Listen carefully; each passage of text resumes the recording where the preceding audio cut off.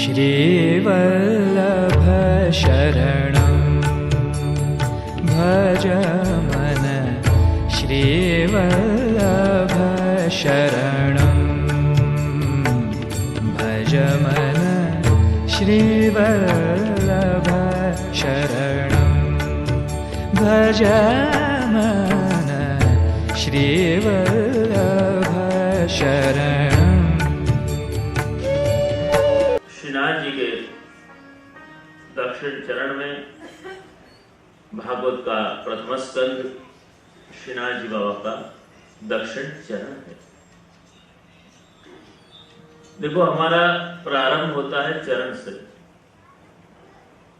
और अंत भी होता है चरण से। सूरदास जी ने प्रारंभ किया चरण कमल बंधु से और अंत किया दृढ़ इन चरणन हीरो भरोसो। तो हमारी शुरुआत, हमारा अंत चरण से होता है।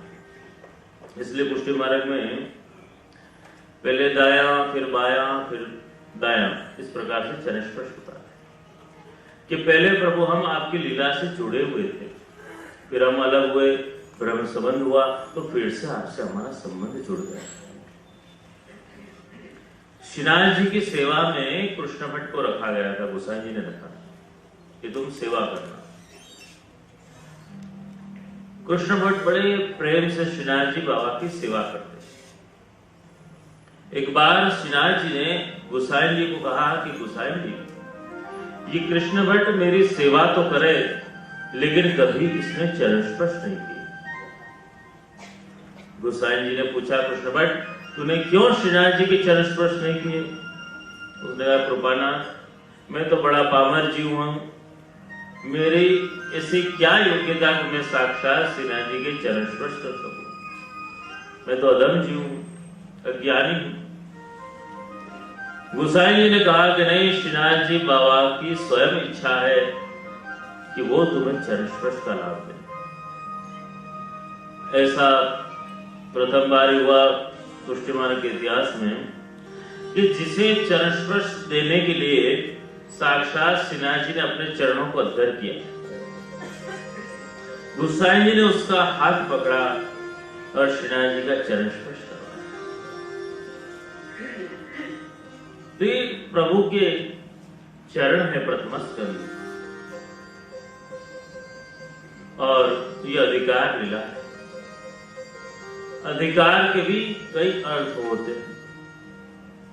एक हमारा अधिकार होता है कि हमारा हक, और एक हमारा अधिकार होता है कि हमारी योग्यता। तो हमारी योग्यता हमें इस प्रकार बनानी है कि प्रभु के इस श्रेय का हम लाभ ले सकें। बड़ा सुंदर मंगलाचरण किया व्यास जी ने। प्रथम स्कंद का बड़ा गूढ़ मंगलाचरण है।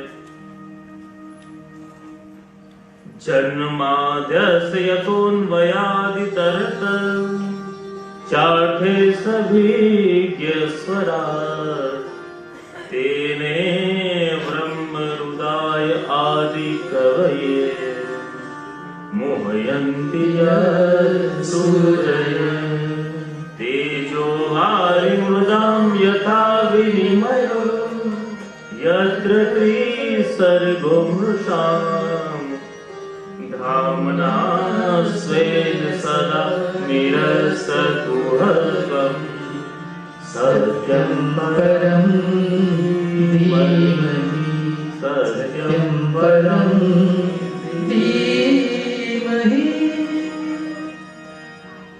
बहुत सुंदर मंगलाचरण किया। जन्माद्यस्य यतोऽन्वयादितरत। देखो, यहाँ पर जकार से प्रारंभ किया। वैसे संस्कृत का नियम है कि जकार से प्रारंभ नहीं होता। दग्धाक्षर है। व्यास जी का हृदय दग्ध है कि मेरे प्रभु के अलौकिक स्वरूप को प्रकट करना है, इसलिए जकार से प्रारंभ करें। जन्माद्यस्य,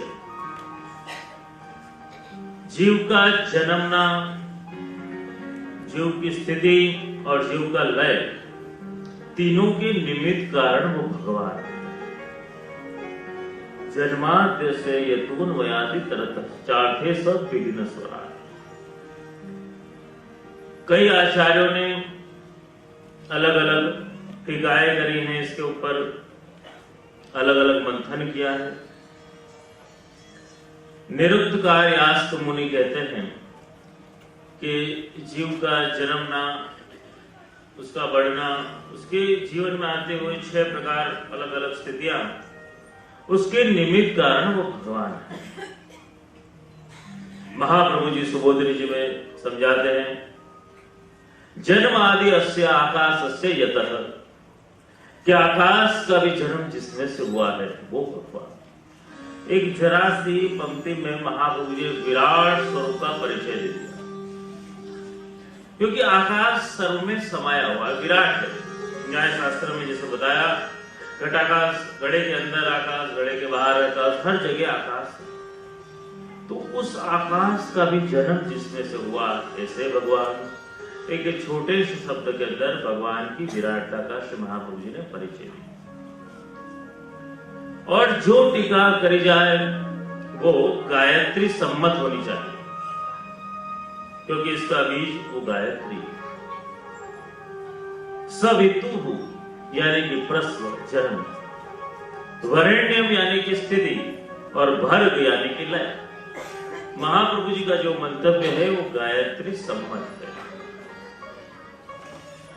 यत्रादिकुत गायत्री वर्णयते धर्म विस्तरः वृत्रासुरवधोपेतम तद भागवत विष्यते। भागवत शास्त्र के लिए कहा गया कि जिसमें गायत्री सम्मत अर्थ घटन हो, वृत्रासुर वध की जिसमें कथा आती हो, वही श्रीमद् भागवत की कथा। वृत्रासुर भक्ति का स्वरूप है, और वृत्रासुर के वध से सारे जगत में भक्ति का प्रचार हुआ। ऐसे श्रीमद् भागवत कथा, इसमें यतः शब्द का प्रयोग किया गया है। यतः शब्द के बजाय यस्मात् शब्द भी अगर यहाँ पे लिया होता ना तो चल जाता, लेकिन यतः शब्द इसलिए लिया है वो अव्यय रूप है। यानी कि भगवान ये सारा सर्जन करते हैं, सारी लीला करते हैं, लेकिन ये भगवान सबसे पर है, पर ब्रह्म, कहीं बंधते नहीं है, सारी लीलाएं करते हैं। साधारण जीव से अनेक ज्यादा धर्मों को अपने में धारण कर लेते हैं। भगवान की 16,108 पटरानियां, और सारी रानियों के अलग अलग महल, और सारी रानियों के 10-10 पुत्र। इतना विराट सर्जन, फिर भी भगवान को किसी में मोह नहीं। भगवान ने सारी द्वारिका को डुबो दिया। भगवान सारा सर्जन करते हैं, लेकिन किसी में बंधते नहीं है। लेकिन जीव के चाहे एक झोपड़ी क्यों ना हो, लेकिन वो उसमें मोह में पड़ जाता है। लेकिन भगवान कहीं बंधते नहीं, सारा सर्जन करते हैं। ऐसे नटी हैं, जैसे कोई अच्छा रंगमंच का कलाकार हो तो वो पात्र में इतना खो जाता है कि उसके मूल स्वरूप का ज्ञान दूसरा नहीं कर पाता। तो भगवान ऐसे सुंदर नटी हैं, ऐसे भूमिका करते हैं कि भगवत स्वरूप का एहसास नहीं होता, ऐसा लगता है कि कोई एक पात्र है। भगवान ऐसी लीला करते हैं। और साधारण जीव को एक साधारण छोटा सा घर हो, छोटा सा परिवार हो, फिर भी उसमें मोह हो जाता है, और देह और गेह में पड़ा रहता है, और उद्धार के बारे में सोचता नहीं है। जिसे एक रंगमंच के कलाकार थे, राजस्थान में महाराणा प्रताप का किरदार करता था एक आदमी। तो उनका जो नाटक है चलता रहता था, पूरा जीवन उसने वो ड्रामा किया, और कई सालों के बाद फिर वो खुद अपने आप को महाराणा प्रताप समझने लग गया। ऐसे ही कपड़े पहनता, ऐसे निकलता, लेकिन था साधारण। उसको बस में आना जाना पड़ता, बस में चढ़ गया, और जब कंडक्टर ने टिकट मांगा तो वो कहने लगा, अरे मैं तो महाराणा प्रताप हूं, तुम मुझसे टिकट मांगता है। अब वो कंडक्टर भी होशियार था, एक बार तो उसने बस को चला दिया और थोड़ी देर के बाद में उसने बस की घंटी बजा दी और कहने लगा चलो हल्दी घाटी आ गई, वो महाराणा प्रताप अपने आप उतर गए। तो एक साधारण व्यक्ति को एक साधारण पात्र में अगर इतना मोह हो सकता है, और भगवान कैसे नटी है कि इतना सारा सर्जन करते हैं, सारी सृष्टि का निर्माण करते हैं, लेकिन फिर भी भगवान सबसे पर है। ब्रह्मा जी को भी जो कुछ भी ज्ञान हुआ, ब्रह्मा जी के माध्यम से व्यास जी को जो कुछ ज्ञान हुआ, सारे वेदों का विभाजन किया, पुराणों का विभाजन किया, वो सारा ज्ञान भी देने वाले भगवान हैं। ब्रह्मा जी को भगवान ने दिया, ब्रह्मा जी ने व्यास जी को दिया। आदि कवि ब्रह्मा जी आदि कवि हैं। साधारण कवि में दोष होता है, लेकिन ब्रह्मा जी में दोष नहीं है, ऐसे आदि कवि हैं। और वो सारा ज्ञान देने वाले भगवान हैं। जो भगवान के शरणागत जीव हैं, उन्हीं को ये सारे वेद पुराण का ज्ञान हो पाता है। भगवान का स्वरूप ऐसा है कि भले हमें कोई भगवान का हस्त नजर आ रहा है, चरण नजर आ रहा है, या कोई दूसरा अंग नजर आ रहा है, लेकिन सारे स्वरूप एक ही तत्व आनंद का बना हुआ। जैसे मिस्री का कोई खिलौना बना हुआ हो ना, और वो खिलौना हम कहीं से भी चाटे ना तो हमें मधुर लगता है। ऐसे ही भगवान के किसी भी स्वरूप को हम भजे तो हमें मधुरता का ही एहसास होता है। भगवान का ऐसा स्वरूप है।